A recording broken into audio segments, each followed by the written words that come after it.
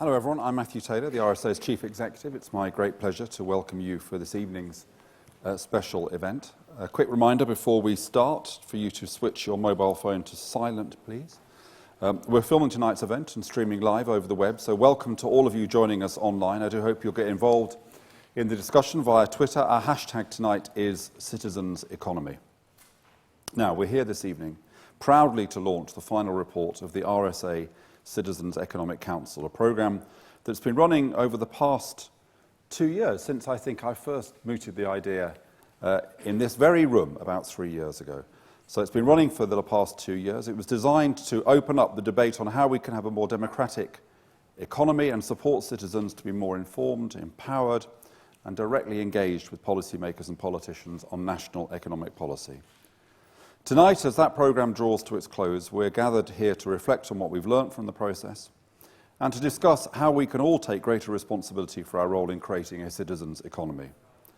To help us think all this through, we're very pleased to be joined by a panel of representatives from economic institutions, academia, the media, the public, the Council itself. Giving our keynote address this evening, we're delighted to welcome Andrew Haldane, who is Chief Economist at the Bank of England. After Andy's speech, we'll be engaging in further conversation with Patricia Wharton, who's a member of the Citizens Economic Council, Gemma Tetlow, who's economics correspondent for the Financial Times, and Anand Menon, who's Professor of European Politics and Foreign Affairs at King's College London and Director of the UK in a Changing Europe initiative. But before we hear from Andy and bring in our panel to set the scene and fill us in with the key findings from the project, let's hear first from Reema Patel, Programme Manager for the Citizens Economic Council. Reema.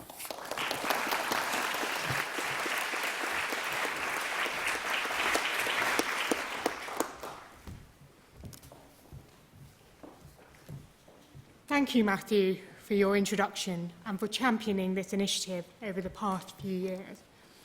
Two people deserve a special mention for their support. Without them, this work would not have been possible. Keishani Given, thank you for your enduring sense of humour and significant contribution behind the scene. And Tony Greenham, thank you for your vision and your encouragement throughout.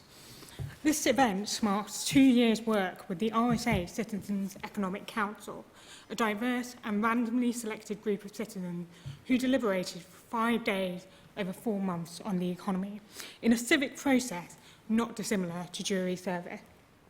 I want to tell you 3 stories to capture the spirit of this work. Just 3 stories. My first story is about trustworthiness. We began this work immediately after the Brexit vote, where we embarked upon a roadshow across the UK to understand better people's experiences of the economy. Our first stop was in Port Talbot in Wales, a community experiencing an uncertain future due to the steel crisis. We asked citizens to write down or draw what immediately came to their mind when they heard the word economy.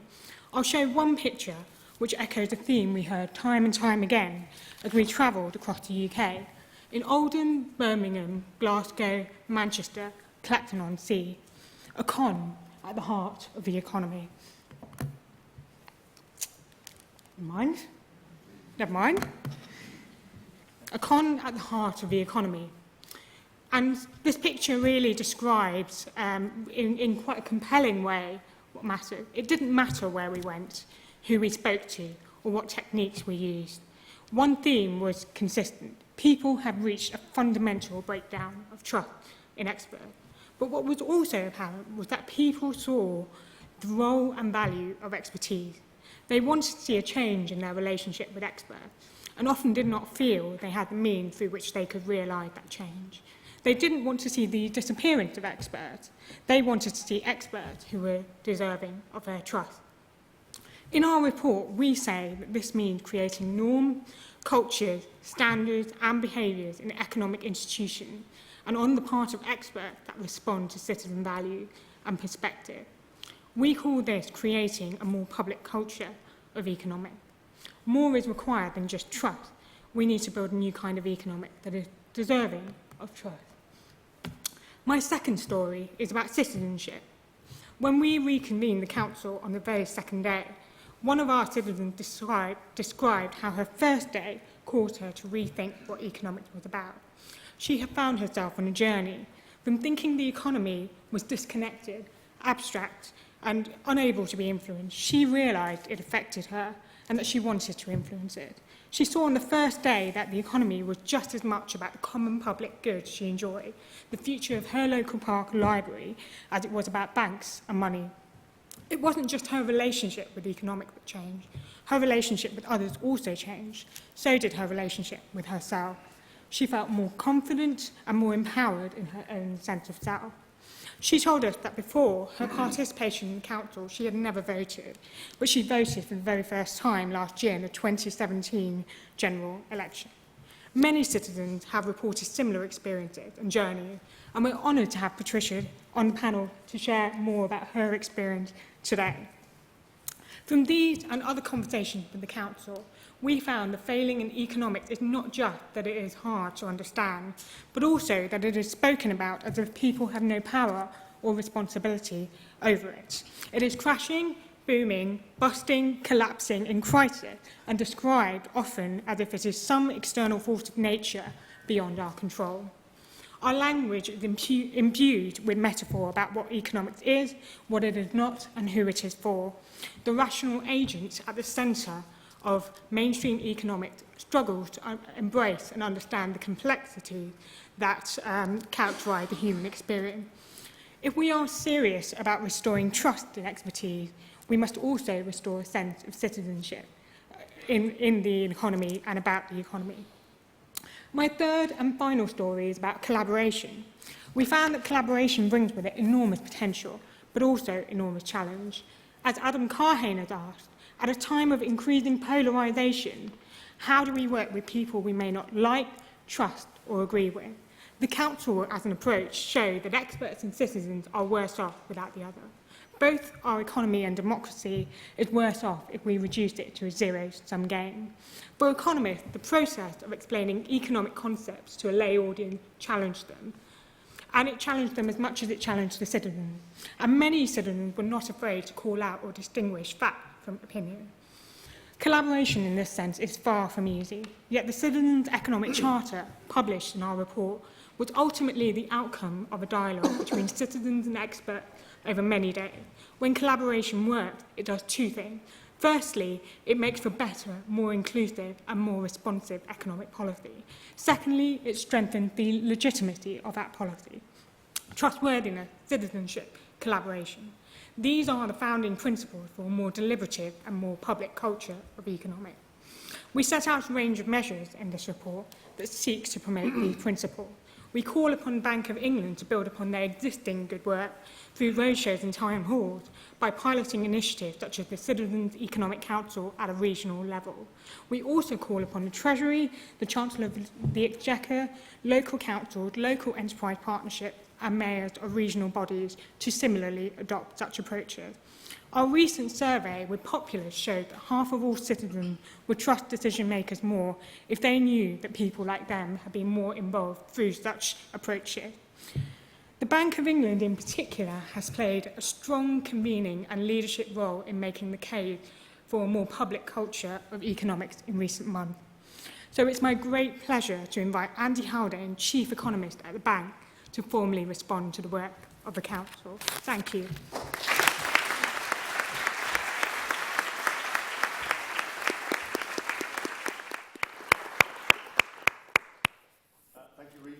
Thank you, Matthew. Evening, everyone. Thanks for coming along. We're delighted to be here to launch this RSA report on building a public culture for economics. The report is terrific. So if you haven't read it tonight, go home and read it. So congratulations, Matthew, for leading this, and to Rima Kishani and to Tony for being its architects. I've got some notes here, which I'm actually going to use. Usually I don't, but tonight, with apologies, because I'm terrible at reading out, I'm going to use my notes, mostly. Don't worry, come to the panel, then I'm off-piste, but for the moment, bear with me. So what does it say? Well, it defines a pretty impressive and progressive, and indeed ambitious agenda. An agenda to create, this is their words, a deliberative democracy. I hadn't come across those words before until I read the report, which means one in which citizens on economic and financial matters have both a stake and a say. So if you operate in policy circles, as I do for a living, as Matthew does for a living, this counts as a genuinely big idea. Now, of course, citizens already do have some stake and some say in the economy. As economists, we often divvy the world up into convenient institutional bundles that we call things like companies or governments or charities.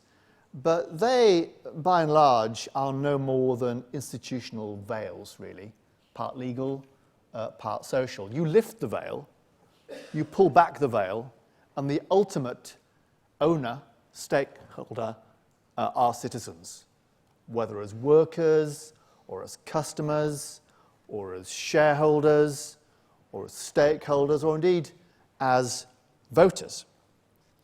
And those of us who work in the policy world, of course, need never to forget that it's those citizens that we are ultimately accountable to. Nonetheless, it's the RSA's contention that the extent of citizen engagement in economic and financial matters currently is insufficient, that the voices of citizens is too quiet, that their stake is underdone. And hence we need to build out some mechanisms for achieving greater voice and stake on the economy and indeed on policy. Now, if I can cut to the chase, my bottom line is this, that I basically accept that core proposition, both as a citizen and indeed as a member of one of those institutional veils, namely the Bank of England. So in what follows, what I thought I'd do is say a word about why I think the case is so strong for enhancing citizens' engagement in the economy and in economic policy. And secondly, more practically and importantly, what could be done on that front, and indeed what is being done, including by the Bank of England, to fill that engagement gap. So let me start with a why. Why do this at all? Why seek to engage citizens in the economy and in policy? Well, the RSA report casts this in terms of threefold benefits: improved what they called agency for citizens, Rima mentioned that, and improved efficacy and legitimacy for policy. In the language of economics, I'd say that those benefits can be well captured by the notion of there being twin deficits in society. There is a deficit of understanding of the economy and of policy, and there is a deficit of trust about the economy and indeed in those institutions charged with implementing economic policy. So let me tell you a word about each of these, starting with that deficit of understanding, which importantly is a two-sided deficit. It exists on the part of the public, but it exists on the part of policymakers like me every bit as much. By their own admission, the public recognise that their understanding of the economy and policy is very partial. That's why in surveys, 80, 90% say that they'd like a firmer educational foundation for their kids in economics and finance. But those benefits, as I mentioned, from citizen engagement accrue every bit as much to the policymaker side of the equation. It's well established that when the world is complex and uncertain, as surely the economy is, you can do much worse, indeed you can't do much better than by combining insights from both experts and non-experts, by seeking stories, if you like, from those quiet voices in society, from peering into those hidden corners of the economy. In my experience, that diversity of thought, that diversity of experience, is about as good as an antidote as exists when it comes to dealing with the uncertainties and complexities the economy and financial system throw up. Economic policy is no exception. If anything, it is the rule when it comes to harnessing the power of non-expert experience, lived experience in the economy on a day-to-day basis. Secondly, that trust deficit, every bit as important to the policy world, particularly for central bankers. In some ways, trust, credibility, is the secret sauce for central bankers like me. It is that which gives us the power and effectiveness of our tools. It's that which keeps the economy and financial system safe and stable. If that goes missing, and there's plenty of evidence to suggest that trust in institutions generally, including in central banks, has gone missing, something must be done to restore order. So whether it's individuals in society, whether it's the economy more broadly, or whether it's policymakers charged with keeping safe and sound that economy, on each front, I would say there were concrete benefits from enhanced citizen engagement. So how best then might this happen? Well, the RSA report provides a lovely framework of thinking about this based on the work of Sherry Arnstein in the 60s, a sort of ladder of engagement. So in the lower rungs of the ladder are things like informing and consulting, and on the upper rungs are things like collaborating and empowering. The RSA's proposals amount to asking policymakers like me to ascend a few more rungs of that ladder. Not to the very top, where you basically hand over decision-making to a referendum, but nonetheless to increase the extent of involvement and collaboration. And this framework I found very useful in thinking through the evolution that my institution has been on by way of citizen engagement over its 324-year history. Now, suffice to say, truth be told, I think for the first 300 years of our history, the bank failed even to put a foot on the bottom rung. We were not big or good at informing citizens about the economy or about policy. Whenever we were tempted to put a foot on the first rung, we were overcome by some overwhelming sense of vertigo. Now, I'm pleased to say the last 25 years have seen a sea change. I would say actually a revolution in how we inform and consult with the wider public. So 60 years ago, had I been giving this speech, this would have been the only speech the Bank of England gave each year. Fast forward to today, and each day of the year, the bank will publish at least one speech. One has been published while I have been speaking. Indeed, it's been my speech that's been published while I've been speaking. It's not this speech, it's a different one. I'd encourage you all to read it, an ideal Mother's Day present. So 60 years ago, we published 5,000 words per year. Now, last year we published around 4.5 million words. Now, of course, words aren't enough if no one understands them. And truth be told, I think of those 4.5 million words, 95% of them were probably inaccessible to around 95% of the population, right? Which is not good enough. You know, the words we use matter for how well we can inform. When someone says to me, Andy, that was spoken like a complete central banker, that is not a term of endearment, let me tell you, in general. Now, the good news here is that as of really last year, we made a conscious effort to simplify what we say, to try and reach that 95%. For example, by layering the content, by having different slices for different audiences. And that appears to have had an impact on our reach. A colleague of mine actually did something a bit fancier, called a randomized control trial. So take two groups, experts and non-experts, split them randomly, so show some the simple layered content and some the unlayered complex content. Ask them, then test their respective degrees of understanding and trust. Okay, we did that last year, little trial. Lucky for us, all of those that were shown the layered content felt it was a big improvement to their understanding and indeed trust. What surprised me was the extent of the improvement.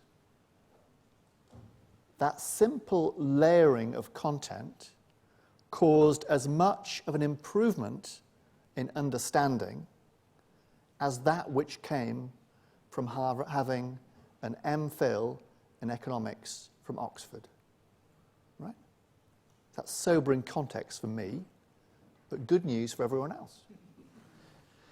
Nonetheless, the bank's conscious that simple words are not sufficient. They help in informing, they help in consulting, but are not necessarily involving and collaborating. So let me end by mentioning three ways in which we, the bank, are seeking to up our game, to climb some further rungs in that engagement ladder through involving and collaborating with the wider world. First, education. The bank has a big and bold and ambitious plan on the educational front.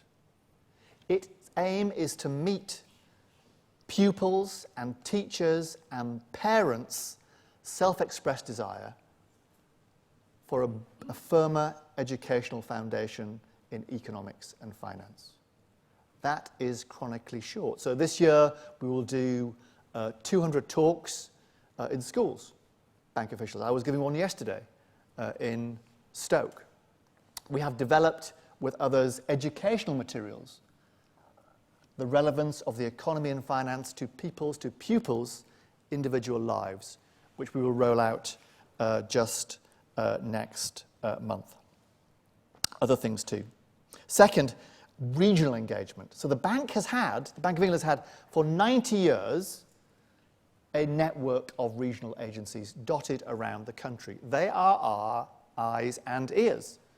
They visited 8,000 companies last year, took the intelligence and brought it back to our policy committee. And indeed, last year, they extended their net to include not just companies, but charities, community groups, voluntary organisations, trades unions, faith groups, a wider window on the world. Myself, last year, I put in place, and Rima was kind enough to mention it, a sequence of so-called town hall visits. What are they? Well, the plan there was to target explicitly, to engage and listen, keyword listen, to some of those quieter voices in society. Those voices often drowned out in the cacophony of public discourse. Charities, community groups, councils, voluntary organisations of various types. And I've sought out those quiet voices in parts of the country that may not otherwise get much of a hearing. The struggling parts of thriving cities, or indeed communities, towns and cities that are themselves struggling. And not only are these visits about meeting different people with different views in different places, they're also about using a different method, at least for me as an economist, the method of listening, the method of asking open questions rather than closed ones, methods more familiar from anthropology or sociology than from economics and statistics. Someone told me last week that anthropologists call these methods deep hanging out. I thought it sounded pretty good, actually. Our press officer was less impressed by that. They said, a headline of, "This is Andy, deep hanging out in Stoke," won't scan, and they're probably right about that. But either way, I have found those engagements, those listening exercises, absolutely invaluable for making sense of the economy. It's fundamentally changed various aspects of how I've thought the economy is doing on issues such as, has there been a recovery? Pretty basic question for an economist. But you have that conversation to a bunch of charities in Port Talbot, get a rather different window on the world. How costly is inflation? I thought I knew about that. Turns out I've got no idea of the scale of cost. And lastly, what are the big structural impediments to those struggling towns and cities and communities? What really matters? What will turn the dial to get them working? These visits have confirmed for me very clearly the benefit to me of engaging with citizens directly when making sense of the economy and when setting policy. And I hope those engagements have helped those involved as well. Certainly when you ask them, they say it's been useful, but perhaps they're just being polite. Final point, because in among the recommendations, as Rima mentioned, there was an explicit one about the Bank of England, namely that we set up our own set of regional citizen councils centred around our agency network regionally. Think of this as a sort of structured, systematic, comprehensive way of having a two-way dialogue between the bank and a set of citizens on economic, financial and policy matters. Now this is, Rima, I think you probably know this, a pretty bold recommendation, a really bold recommendation. And when officials like me use words like that, you know what comes next? You know, I will lavish praise and then sort of gently bury. But not today. Not today, actually. Because I'm delighted to say, to announce that the bank is accepting and will implement in full the RSA's recommendation. We will, during the course of this year, begin the process of setting up those regional citizen councils operated by regional agents dotted around the country to build that systematic and comprehensive framework for two-way dialogue between ourselves and the public on economic and policy matters. It's a big step for us. It's a big step for us, a further rung up that engagement ladder. I'm pretty confident, in fact, I'm completely confident, that ascending those rungs will give us a better vista, a better panorama on the economy. It will give us a new lens on those hidden corners. It will give us new insights on those quiet voices. The parts of the country that really do need to be understood and to improve if our country is to move forward economically. And although I can't speak for others, and I hope this move does encourage those others in the policy world to themselves deepen their own citizen engagement. The bank's listened, something we've done much more of over the past few months and intend doing much more of over the next few years, to the RSA's recommendations. Now it's acting on those recommendations by increasing our citizen engagement. I hope that is a useful signpost for the way ahead, not just for us, but for other members of the policy community as well. Matthew, I think I'll start there. Thanks very much.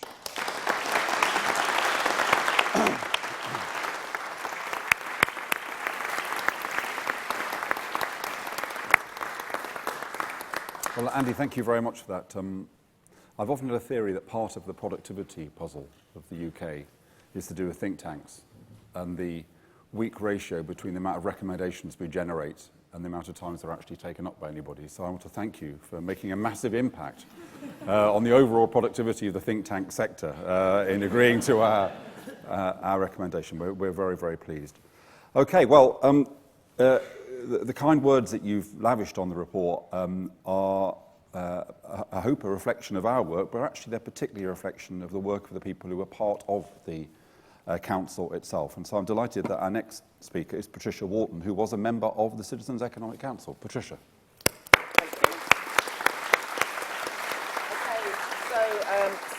So good evening. It's surreal, and after Andy's speech, it's somewhat emotional. And Andy has covered some of the process quite well. One of the terms I heard him use quite a lot was quiet voices. Well, actually, I don't have one of those. So I've been chosen to be the voice of the council today, so I thank you for choosing me. I've also been tasked to cover the process in 5 minutes, which is a great challenge for me, because I could easily talk about the process for the hour and 15 minutes that we have this room for. But to say, I started the process last year. First of all, I was not willing to take part at all, especially when I heard it was about the economy, because I had no idea really how I could take part in a conversation about something I knew very little about and something that I never ever really engaged in.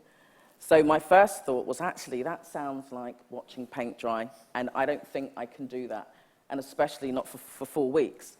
And actually, there was 5 sessions.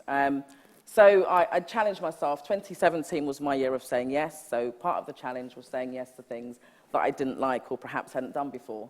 So seemingly the economy was one of those.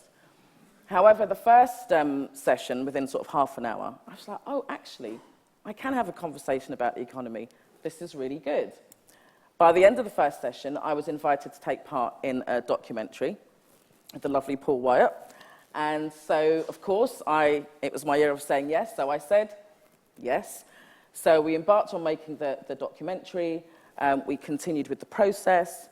And I think by about week 3, I couldn't contain myself, because I was now so involved and very excited about the fact that I'd been given this opportunity to say something from a layperson's point of view. So I couldn't sit and say, yes, that's from the experts, that's great. So, as I said, I don't have a quiet voice, so I used my quite loud voice to challenge some of the experts. Throughout the process, I felt actually that one of the things that needs to come out of this is a continuation of this type of council. How has the country run, or how has the world run, without actually really finding out what it means to somebody like me?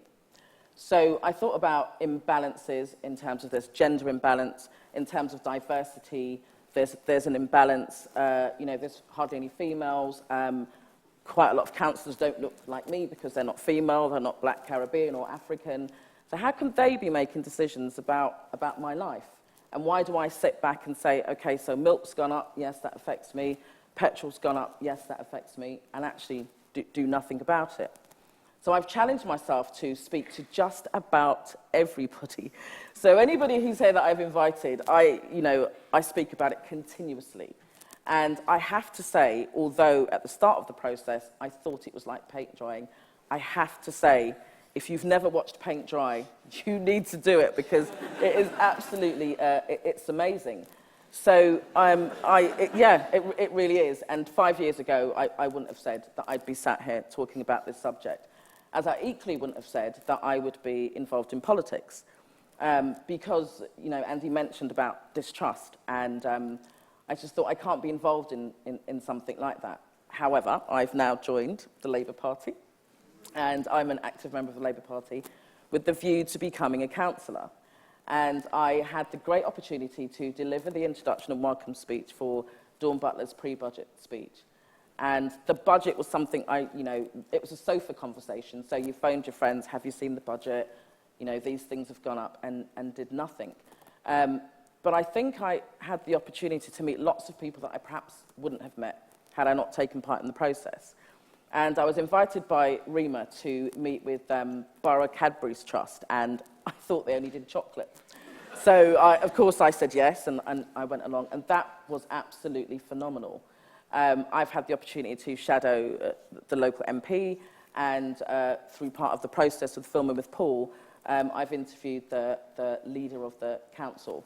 And I asked him about challenging moments as a councillor, and he said one of the challenges was when you have to make cuts and you cream off the top.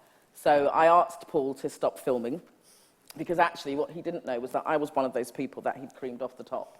So I thought I'd best say this off camera because he wasn't prepared for it. So I've been more involved, I speak more to my children, I feel that I have a responsibility to roll out the opportunity.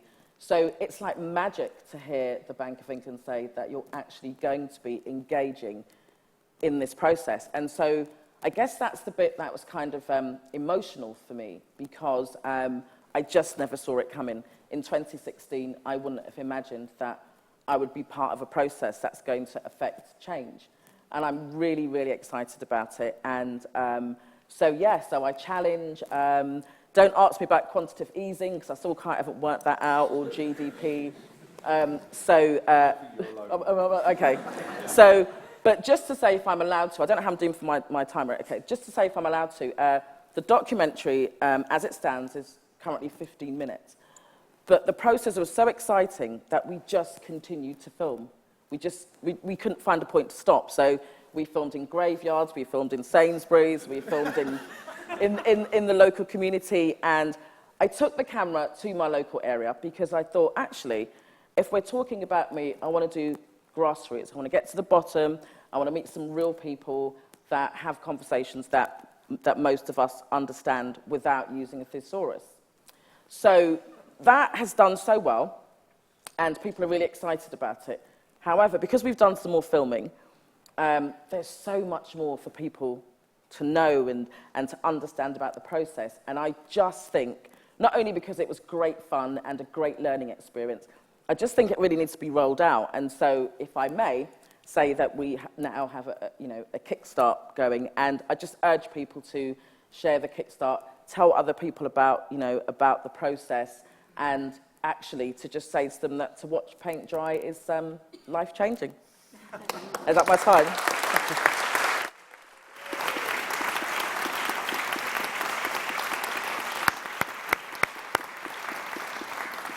Now, Patricia, let me just ask you one question before we move on. I just want to say to people that we'd have been delighted if Patricia joined any political party. There wasn't a particular direction.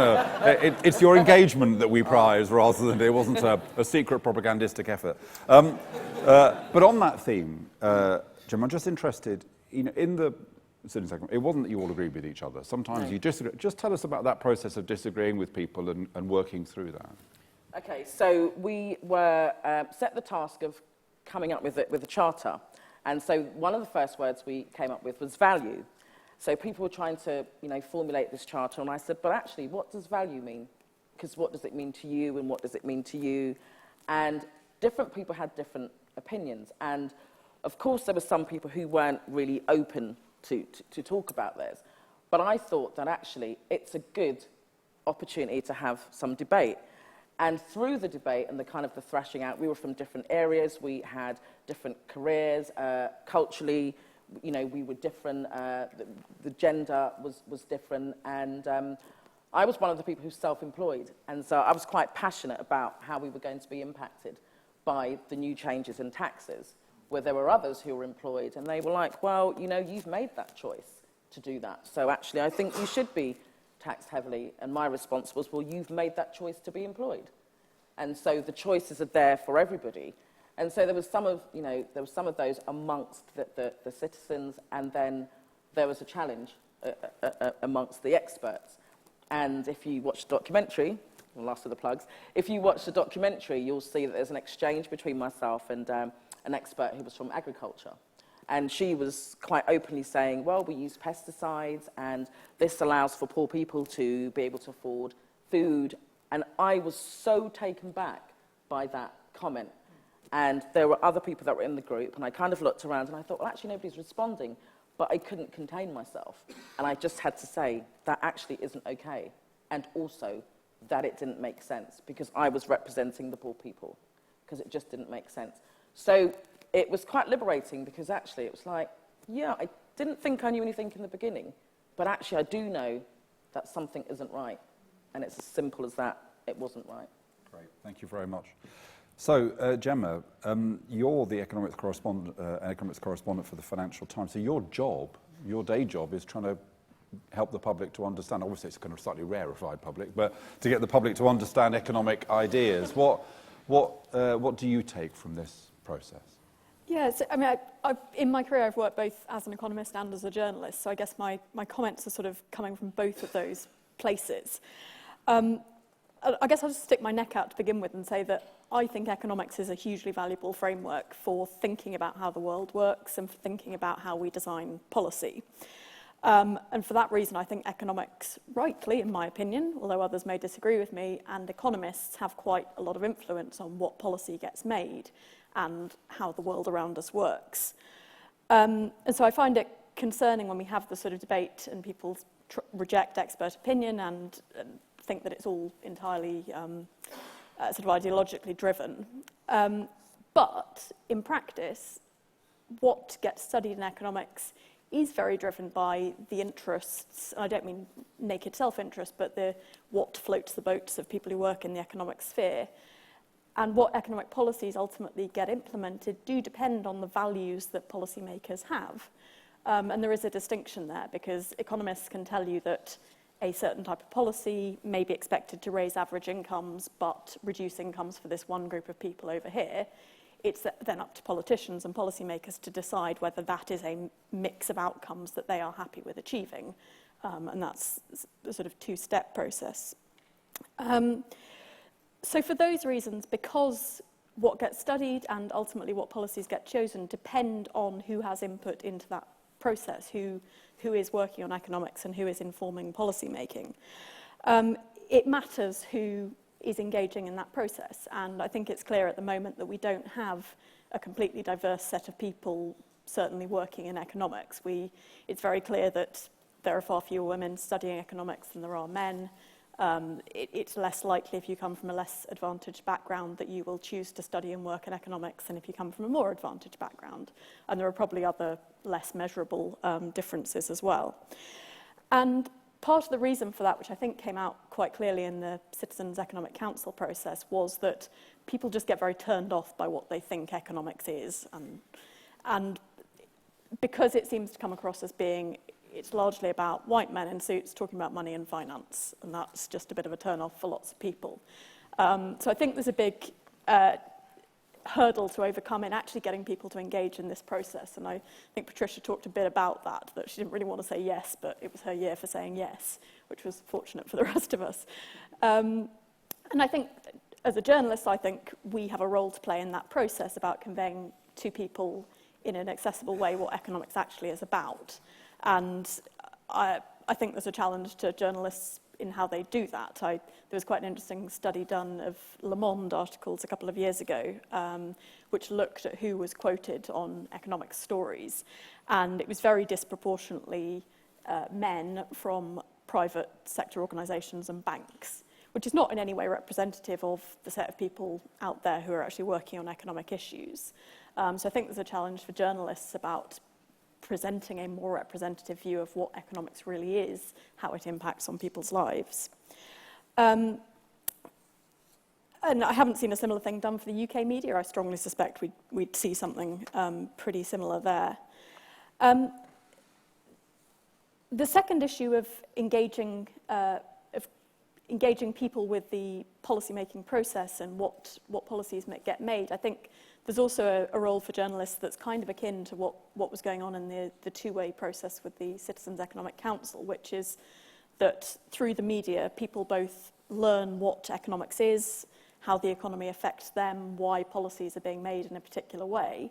But there is also a big role for journalists in picking up on issues that are going on in the wider world and drawing those to the attention of policymakers.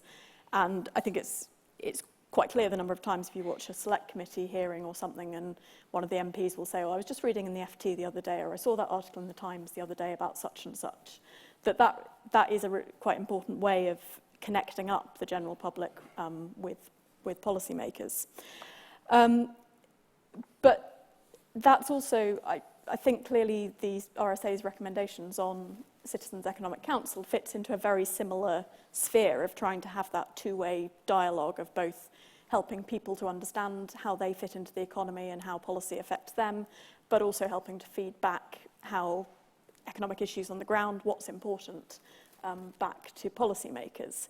And so I actually was lucky enough to have the opportunity to go along to the first of the London Citizens Economic Council meetings, which was, I mean, I love talking about economics. I studied it at university. I was kind of amazed that that many people would give up their Saturday to come and sit in a room and talk about economics.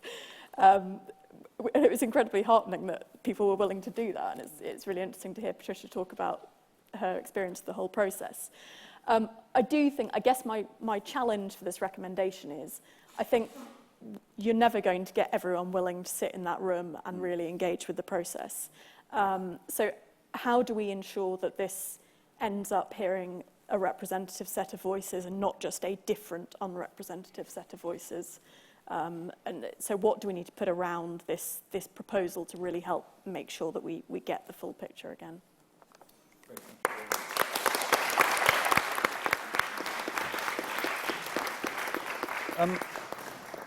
Gemma, can I just ask one question, which is, and obviously the FT is less guilty of this, I think, than some, but let me take an area of work. So we do a lot of stuff here about the future of work. Now, my sense is that if you produce a report that says, by next Tuesday, 90% of jobs will disappear, you'll probably get a story in the newspapers. Whereas if you say, in 10 years, there'll probably be change, but no one's quite sure what it is because it'll depend on business models and the economic cycle, and it's all, normally people in the past have got it actually quite badly wrong when they've predicted it. That's not going to grab your attention or the reader. How do we avoid the tendency for journalism to, as it were, ramp up this almost deterministic account of, you know, and of course economic prediction, as we know, is a big the problems about that we know about. It must be difficult to avoid that kind of temptation for people to say, we do know what the future is going to be. And that almost underlines this idea the economy is something that is going to be done to you and that is determined. Yeah, I think that is a good challenge. I think part of the reason why economics got a slightly bad reputation was because journalists have a tendency to give you the one number. You never see people report the Bank of England's fan chart for the CPI and GDP forecasts, for example, even though they assiduously put them in all of those reports to recognise the uncertainty. Having worked as a journalist, you have short timescales and editors wanting easy headlines, which lends itself to reporting people who are very available for comment, which I think is why you end up with a lot of city economists being quoted in the papers, because their financial incentive is to respond to those and get their names in the papers. You much less likely get academic economists and people working in other areas. And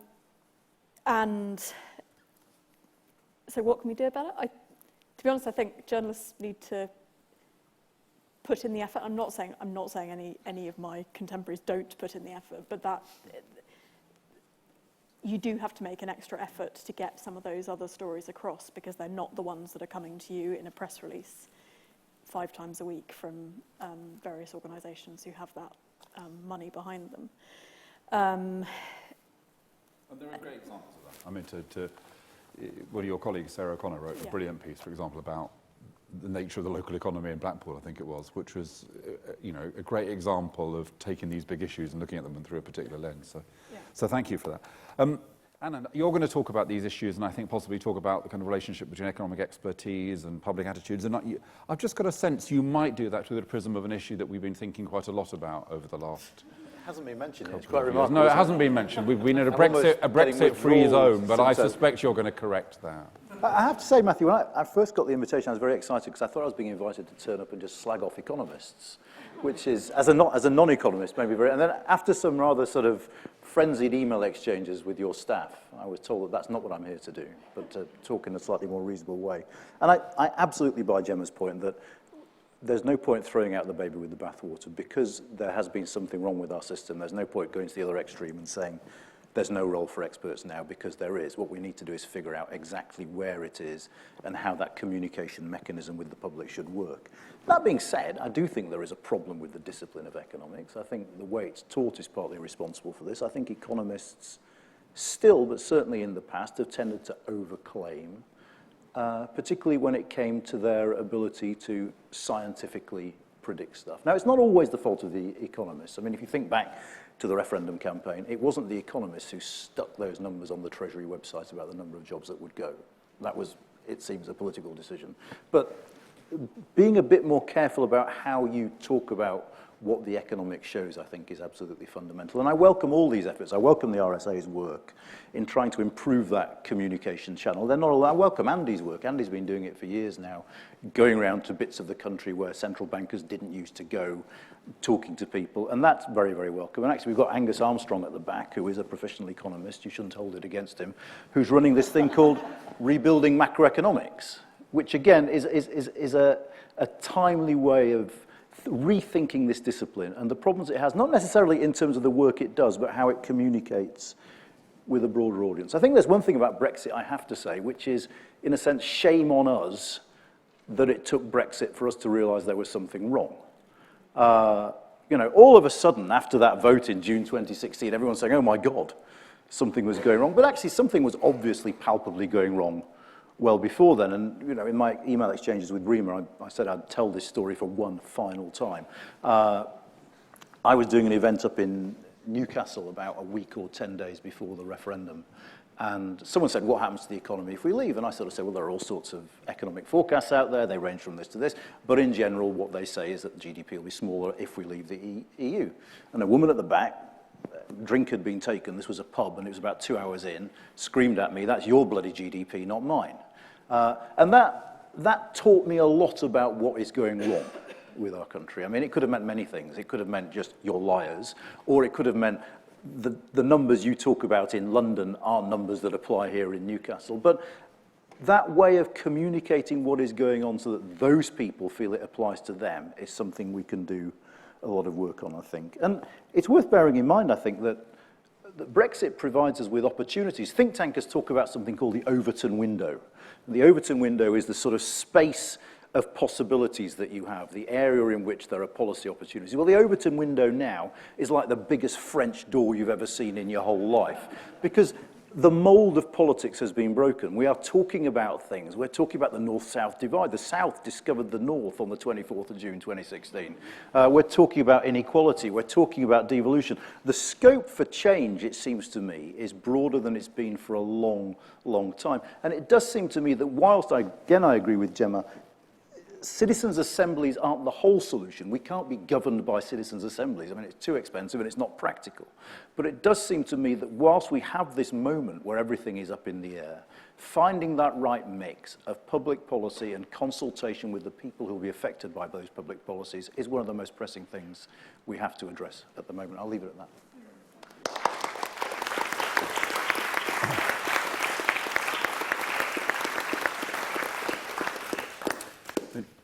Just to reassure us, I suppose, that it isn't just a British problem. Last year, we launched a report about inclusive growth in this room, and we had the head of economics, I think, for the OECD speaking at that. And one of the things that she said that really struck me was she said, we failed to look below the aggregates. We saw the top line, but we didn't see what was happening within regions, within towns. We didn't realize there were places that, even though the top line growth was okay, were being completely decimated by the loss of a particular factory or whatever. So those human stories, that's what I guess what the person means when she says, not my GDP. You know, that's an accurate reflection of the fact there's something else going on below those statistics. Great. Well, look, it is entirely predictable that in an event about consultation, engagement and listening, that we've left virtually no time to hear from the rest of you, but I'll try to address that. What we're going to do, panel, at the end, you're going to have a minute each. So listen and just try and pick out 2 or 3 of the points that you want to respond to. And audience, please accept that the panel will just have to pick out a couple of points. They won't be able to respond to everything that you say. And also, if you can, keep your points reasonably brief. And finally, if you could say your name when you ask the question so that it'll be kept for posterity. Okay, so we'll start with the gentleman there with his hand up. appropriate.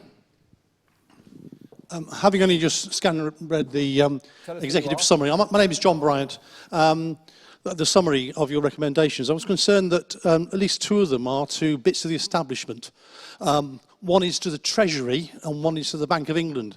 And I'm not sure whether there ought to be some recommendations to non-establishment organisations who may be able to engage better than the establishment does.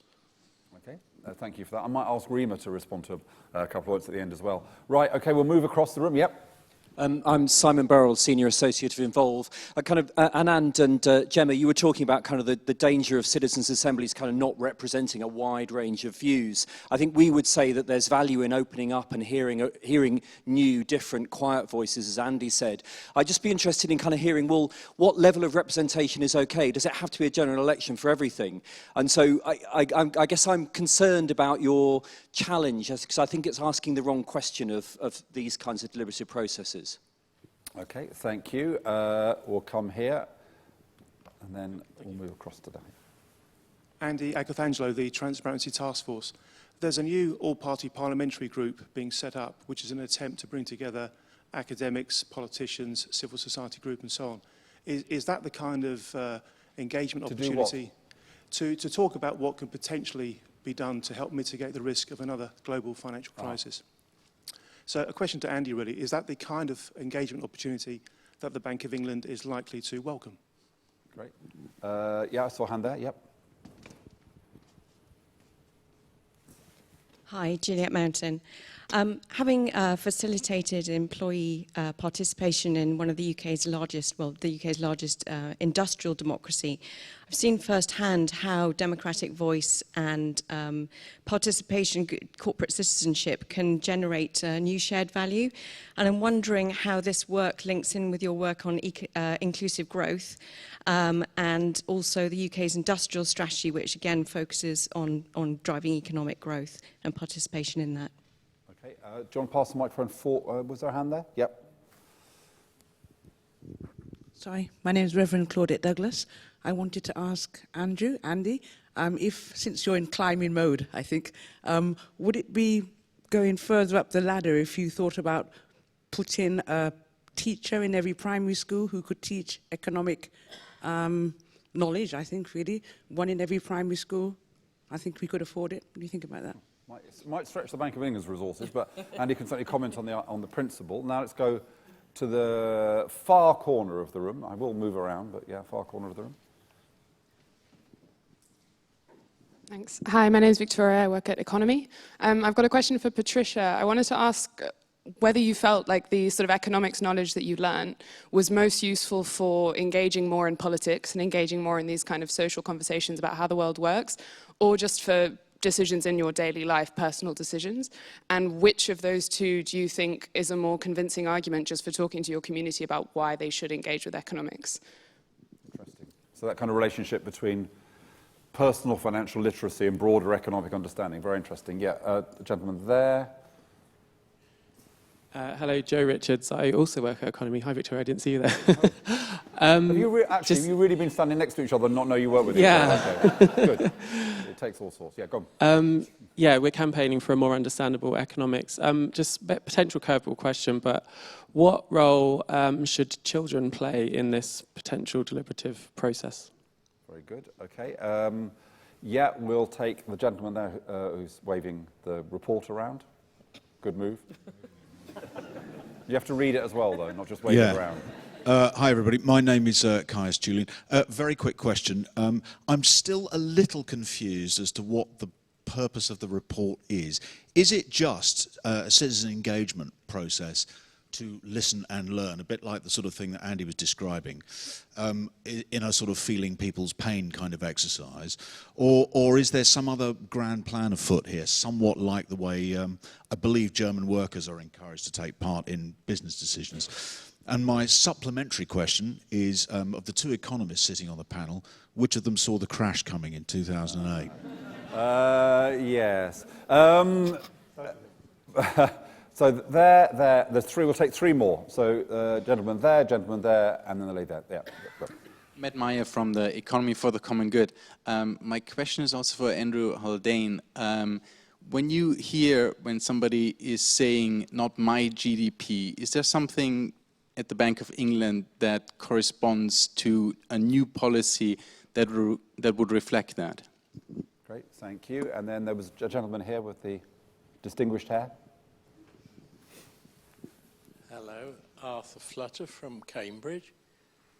And I wanted to ask the economists, particularly Andrew and the professor, when you said that you thought there were two deficits and that one of them was that we didn't understand economics, don't you think that the bigger deficit is that you don't?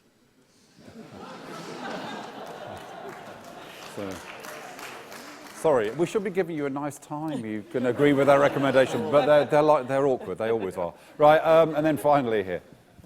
Hi, my name's Camilla. I'm studying inequalities at LSE.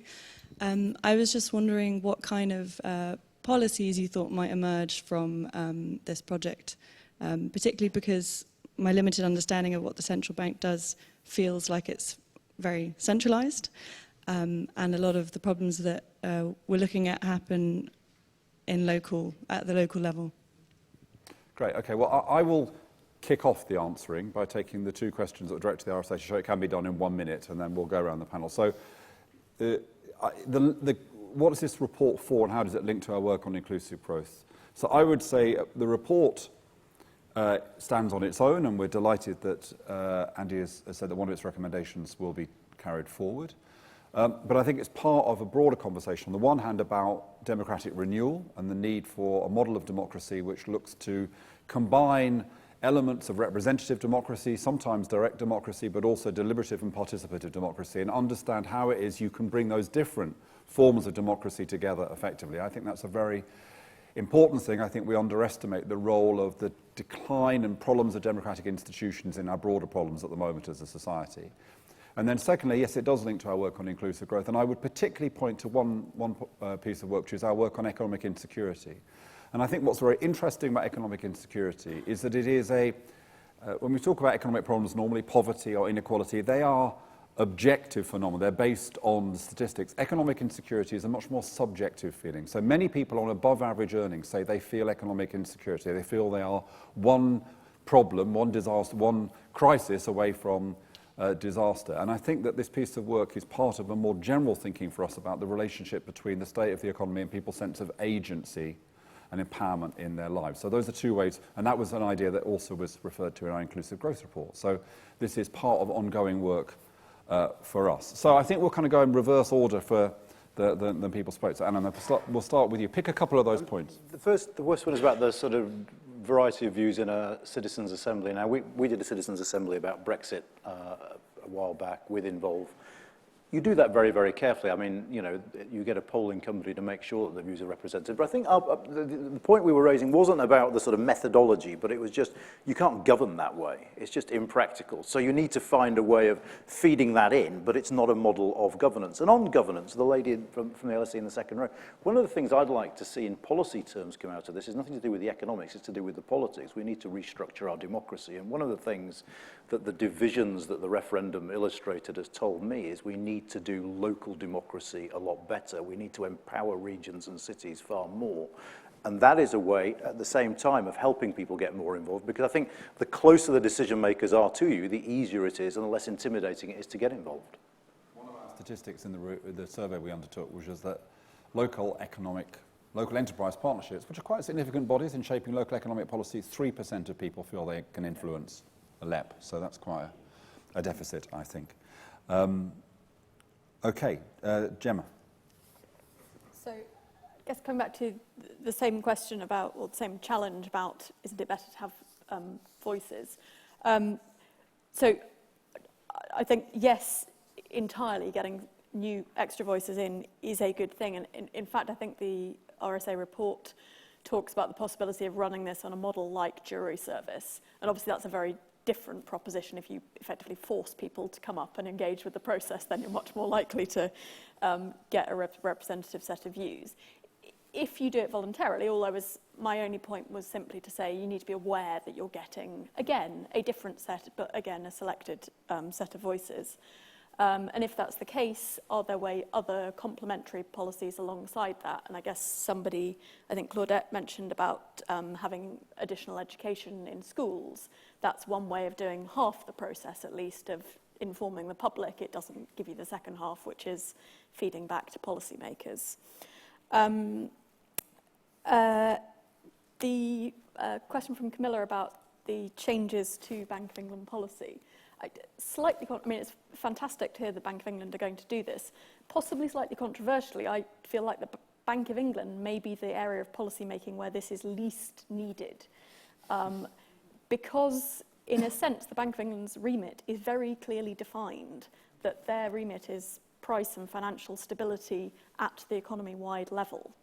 Now, clearly, there are monetary policy affects different communities differently, but actually it's partly the role of government to have other policy levers to offset those effects, rather than being the Bank of England's responsibility to deal with all of those micro differences. But so perhaps this is more needed in government rather than the Bank of England. Great. And Patricia, and I'm particularly interested in this point about the link between people's sense of personal financial agency in their own lives and their understanding of the economy more broadly. Okay, so just quickly, first of all, I'm an academic, so by no means were we saying there is no need for experts. What we're saying is there needs to be a collaboration. I definitely think we should have teachers, and it brings into primary education all the way through. In answer to whether I felt it was just something for me personally, when I began the process, it was like, well, that's all I can talk about. I can only talk about my own economy. Having gone through the process and lots of deliberation and debate and discussion, I realised actually that it's my responsibility not for it just to be a personalised thing, but I have a duty now to share that and have a better understanding of the wider economy so that people that I speak to are able to make better decisions and that I can make informed decisions because I'm now more aware of kind of what's really happening. Yeah, was there a point that I missed around he's looking down now? But I hope I've answered your question. So it's for everybody, children, and it's wider than just myself. Great, thank you. And you loads those questions directed at you, but just pick a couple of them. Thank you.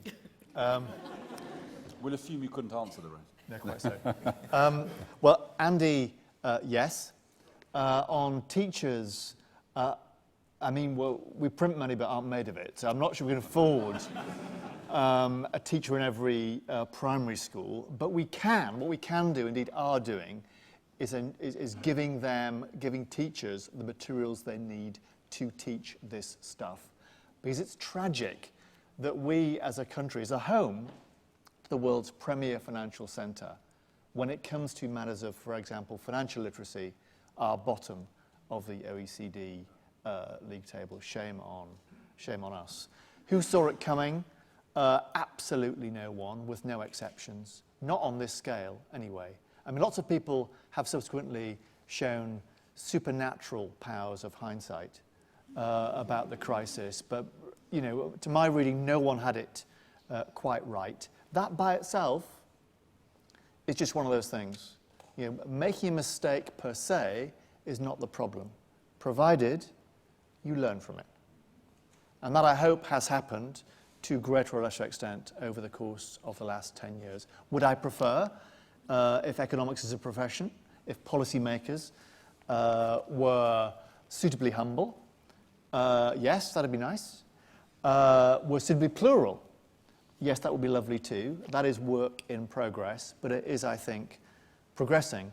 Gemma said the bank does not have tools that can solve distributional problems in particular communities, in particular towns or cities. That, however, is no excuse for not understanding each and every one of the micro moving parts, and that is what we are setting about to do. And Anne mentioned his story. 6 months prior to your question time experience, I had an almost identical experience in Nottingham, where I said recovery, and they said, what are you talking about? And it turns out, when I'm back to the numbers, they were right, and I was wrong. While the nationwide average GDP was up, had recovered, that was only true in London and the southeast. So that distributional picture can help in making sense of the whole, and we as policymakers not looking like chumps in the words that we use. Last point in my remaining 5 seconds. Yeah, absolutely. Which is that I mentioned that central bank tools are not often, usually, indeed very often, the right response to some of the patchiness, hot areas, cold areas across the UK economy. Other tools are better equipped. I believe that to be true. My own reading from my tour around the country is that there are at least big 6 structural impediments to towns, cities, communities, regions doing well. They are schooling, housing, shopping, finance, jobs, and transport. And we do now have one of Anand's Overton windows, some French doors that we need to jump through in tackling those big 6. That wouldn't be for the Bank of England, but it would be for the body policy. Andy, thank you very much. So we've run out of time. We have to draw to a close, but thank you all for coming this evening and for your excellent questions and comments. Sorry we didn't get a chance to take every question, but you can carry on the discussion informally over a glass of wine downstairs in the Benjamin Franklin room, which is the room immediately below this. Before we go, please be patient while I share a few words of thanks. None of our work would have been possible without our core funding partners, the Friends Provident Foundation, the Barrow Cadbury Trust. We're very grateful to them for all their support, and to the Trust for London and Unison for funding our Economic Inclusion Roadshow workshops. I've got a long bit of my comments here about Paul's film, but you've stolen my thunder because you went on about it and you did it much more eloquent. Well, I think we should do it again, though, because I think it's so important. Well, okay, so Paul's doing this fantastic film and called Citizen Economist. Paul, do you want to stand up and wave your arms in the air? Very quickly, if you go to the RSA Twitter feed, you'll find out about an extended documentary we're doing about this process, takes the whole story right up until this point. Please help us make it a reality. We'd love to get it out there. Great, thank you, Paul. Brilliant. And of course, do continue to explore the sections of the RSA website dedicated to the Citizens Economic Council. We're very proud of this project. It's a great example of the RSA's progressive, practical response to uncertain times. And I said our commitment to deliberation in strengthening political and economic discourse. And carry on tweeting. We've made our own contribution to awareness by trending on Twitter. So let's carry on doing that for the rest of the evening and beyond. But finally, please join me again in thanking our excellent speakers, Rima, Patricia, Anand, Gemma, and Andy. Thank you.